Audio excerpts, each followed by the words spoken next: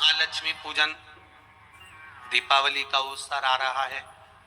धनतेरस, रूप चौदस, दीपावली, पड़वा मतलब गोवर्धन पूजन और पांचवा दिन भाई दूज, यम द्वितीया। 5 दिन तक लक्ष्मी महारानी आपके घर में रहेगी, आप उसकी आराधना करना। पहले भी कथा में कहा, माता लक्ष्मी को, नारायण को लक्ष्मी किसने दी है? भगवान शिव ने। लक्ष्मी जी तो भगवान शंकर के पास आ रही थी क्योंकि माता ख्याति इनको दे रही थी, पर माता ख्याति से शंकर भगवान ने कहा कि भगवान विष्णु को लक्ष्मी जी दीजिए। जो लक्ष्मी भगवान विष्णु को प्राप्त हो सकती है, क्या लक्ष्मी हमारे घर में नहीं आ सकती? 5 दिवस तक आप माता लक्ष्मी की आराधना करिए, उसको अपने घर में बुलाने का प्रयास करो। श्री शिवाय नमस्तुभ्यम। 5 दिन तक आप भी शंकर का अनुमोदन करो, श्री शिवाय नमस्तुभ्यम बोलो, लक्ष्मी की आराधना करो, घर में काम करते रहो, पपड़िया बनाओ, गुजिया बनाओ, जो बनाना है बनाओ, पर उस शंकर का अनुमोदन कर कर बनाओ और लक्ष्मी जी का अनुमोदन करते रहो, स्मरण करते रहो, जिससे माँ हमारे घर में विराजमान हो। आप लोगों से निवेदन रहेगा, सब दीपावली का पर्व बड़े धूमधाम से मनाना। दीपावली के पूजन का ज्यादा बड़ा रूप में तो हम विस्तार वर्णन नहीं करेंगे। कमाई में भगवान से प्रार्थना करना कि धन आए तो अभिमान मत आने देना, अहंकार ना आए, बस इतना ध्यान रखना।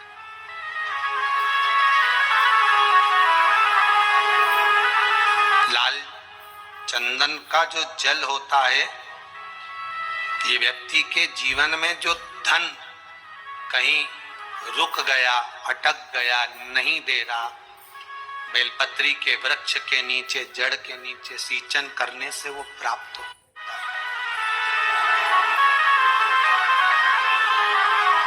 अथर्ववेद में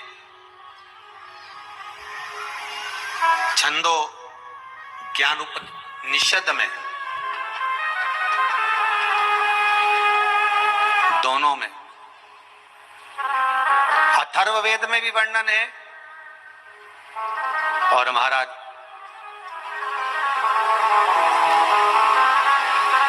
वर्णन किया गया कि पीपल के वृक्ष की जो जड़ होती है,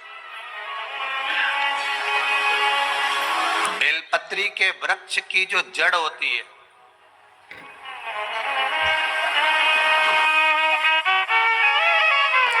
और आंवले के, इसके नीचे स्वर्ग का निवास होता है।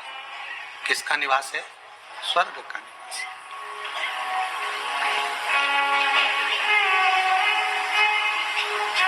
अथर्ववेद में भी कहा और छंदो उपनिषद में भी वर्णन करा।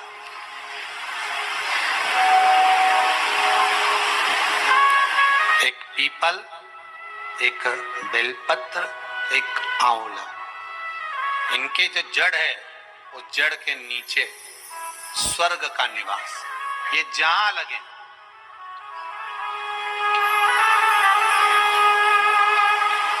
बस एक बात का ध्यान रखिए उसके लिए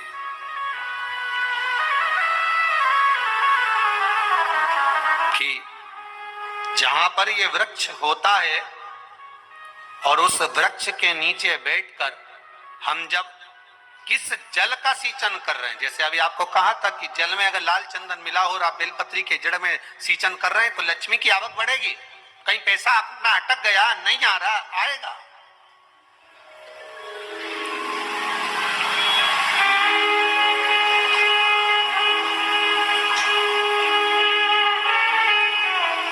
पीपल की जड़ में इत्र का जल, पीपल की जो जड़ होती है उसमें इत्र का पानी, थोड़ा सा जल, उसमें थोड़ा सा इत्र का भाग हो महाराज, और आप भगवान पीपल देव, पिपलेश्वर महादेव का स्मरण कर कर पीपल की जड़ में अगर जल चढ़ा रहे हैं और मान लो शरीर में कोई कष्ट हो गया है, शरीर में कोई रोग हो गया है, कोई मालूम पड़े ये हाथ 4 दिन से दुख रहा है, या 4 दिन से ये नस दब गई है, या ये कमर दब रही है, तो आप 2-4 दिन कर देखो। कलश के अंदर जल, जल में इत्र का थोड़ा सा भाग, पीपल की जड़ के नीचे आप उसका सिंचन करिए पिपलेश्वर महादेव के नाम से। उस जल को थोड़ा सा भाग लेकर आ जाओ, उसी में से जो चढ़ाया है, और उस स्थान पर जहां कष्ट है उसको लगाना प्रारंभ करिए। 2 दिन 3 दिन कर देखो। प्रैक्टिकल करने में क्या जाता है? सीवर वाला महाराज झूठ बोल रहा हो तो प्रैक्टिकल करने में क्या जाए, करते रहो। जिन जिन ने प्रैक्टिकल करे उनका रिजल्ट यहां सामने है, जिन जिन ने करे। और अभी और पत्र देगा पढ़ने के लिए, हो अभी कहीं का भजन आएगा जब देख लेंगे।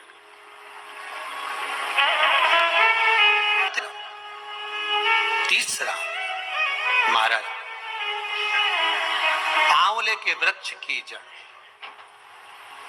आंवले के वृक्ष की जो जड़ होती है, इसके नीचे शिव महापुराण की कथा कहती है, विष्णु पुराण कहती है, स्कंद पुराण कहती है महाराज कि भगवान नारायण स्वयं इस जड़ के नीचे अपना विश्राम करते हैं महाराज, इस जड़ के नीचे। प्रयास करा करो, एक चुटकी हल्दी, कितनी? मात्र एक चुटकी हल्दी, आंवले के वृक्ष के नीचे भगवान हरि हर महादेव, कौन से महादेव हैं? हरि हर महादेव के नाम से रखकर उस पर पूर्व मुख कर कर, पूर्व की ओर मुख कर कर जल समर्पित करना प्रारंभ कर दीजिए। आप अगर प्रयास करेंगे, शुक्रवार की शुक्रवार करें, या नवमी की नवमी करें, अष्टमी की अष्टमी करें, प्रदोष की प्रदोष कर लें, सोमवार की सोमवार कर लें, तो आंवले की जड़ के नीचे अगर हमने हल्दी रखकर जल का भाग समर्पित करा है पूर्वभिमुख होकर, तो अगर व्यापार नहीं चल रहा है, 1 हफ्ता हो गया, बैठे हुए हो, कोई ग्राहकी नहीं है, तो एक बार करो, अपने आप दौड़ कर जाओगे कि मेरा 1 हफ्ते से व्यापार अच्छा चल रहा है। आप दूसरी बार करोगे तो आपको ये ज्ञान उपदेश ये प्राप्त हो जाएगा, अपने आप रिजल्ट सामने आएगा कि हाँ, हमने आंवले के वृक्ष के नीचे हल्दी को समर्पित करा था, और उसको चढ़ाने के बाद हमने जो जल चढ़ाया है उसका फल हमको प्राप्त हुआ, उसका फल हमें मिला है।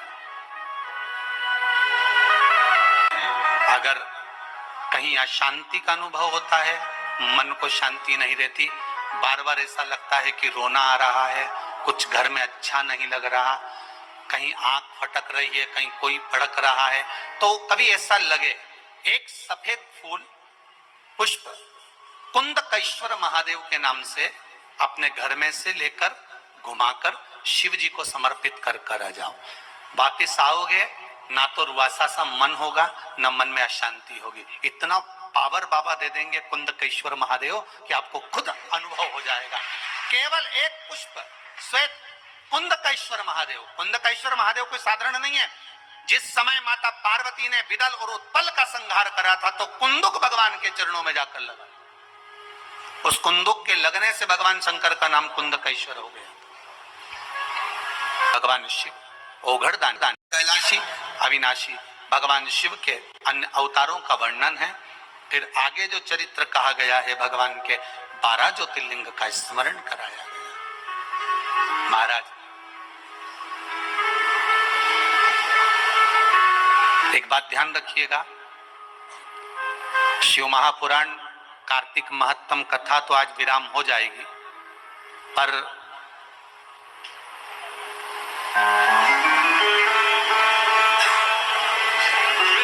महालक्ष्मी पूजन, दीपावली का अवसर आ रहा है, धनतेरस, रूप चौदस, दीपावली, पड़वा मतलब गोवर्धन पूजन, और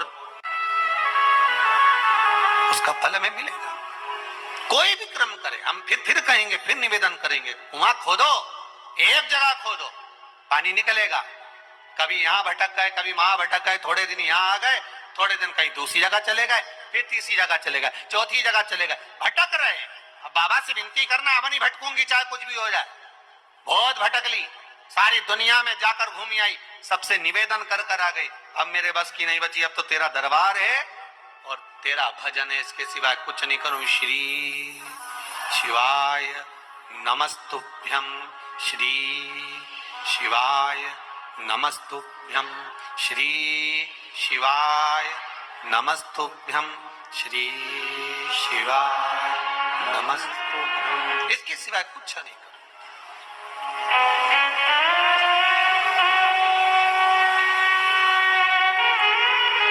हमारा भजन मूल हो जाए। एक विदल और उत्पल दो असुर हुए। पार्वती मैया ने जो भजन करा था, स्मरण करा था, शिव मिले थे, उनकी भक्ति दृढ़ थी। विदल और उत्पल ने एक बार माता पार्वती जी को देखकर बड़े आनंद के साथ उनकी ओर लोभित हो गए, उनकी ओर आसक्त हो गए।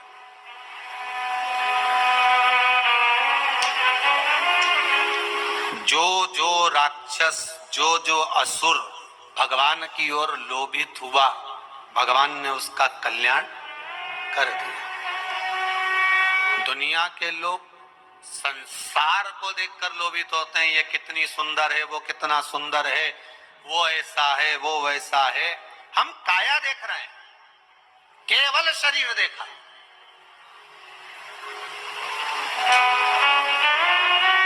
आधे से ज्यादा रिश्ते तो ये काया के चक्कर में गड़बड़ हो गए। लड़का अच्छा है ऐसा, लड़की बहुत बढ़िया है, दिखने में तो कई जोरदार। अब पहले का समय, आज का समय, पहले के जमाने में सूरत नहीं देखते थे, चरण देखते थे। आज के जमाने में चरण नहीं देखते, सूरत देखते। फिर वही वाली बात आ गई, किस कलर के कपड़े पहनूं कि भगवान मुझे मिल जाए। शिव महापुराण की कथा कहती है, कपड़ा बदलने से परमात्मा नहीं मिलता, कलेजा बदलने से भगवान तुम्हारे सामने आकर खड़ा हो जाता है। कलेजा बदलना, कपड़ा बदलते बदलते तो जिंदगी निकल जाएगी, भगवान नहीं मिलेगा। पूरी जिंदगी निकल गई। क्या हुआ कपड़ा बदलने से? वो रावण ने बदला था, क्या हुआ कपड़ा बदलने से भगवान ने?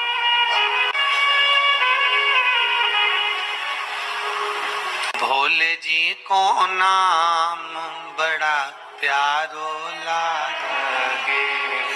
आप जिस स्थान पर, जिस जगह पर, जिस भूमि पर, जिस क्षेत्र में जहां निवास करो, भगवान की अविरल भक्ति में डूबे रहो। महाराज उन कथा कहते हैं और आप कथा कहते हो।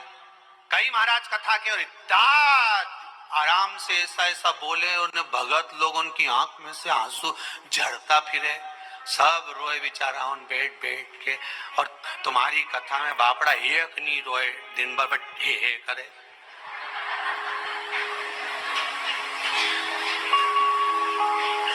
और तुम भी व्यासपीठ पे बैठ के बस हंसता रहो, ठिठोली करता रहो। तुम्हारी भी आंख मांख में आंसू नहीं आए, और बाकी का महाराजन तो कथा के नहीं पापड़ा सब झड़ता फिरे।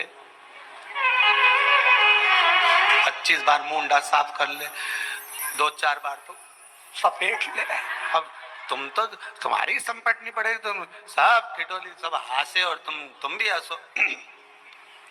अरे भैया, पूरे ब्रज में घूम लेना, पूरे ब्रज में घूम लेना, और एक बार ब्रज में घूमने के बाद में नंदगांव जाना, गोकुल जाना। कौन कौन गया इधर हाथ उठाओ। जम के हंसो। अब उसमें भी तुम्हें हंसी आती है, पर नहीं, पर तुम्हें हंसना पड़ता। बोलो सही है कि गलत है? क्यों हंसाते हैं नंदगांव में, क्यों हंसाते हैं गोकुल में, क्यों हंसाते हैं ठाकुर जी के सामने? क्योंकि वो ब्रजवासियों को मालूम है पूरी जिंदगी रोने के लिए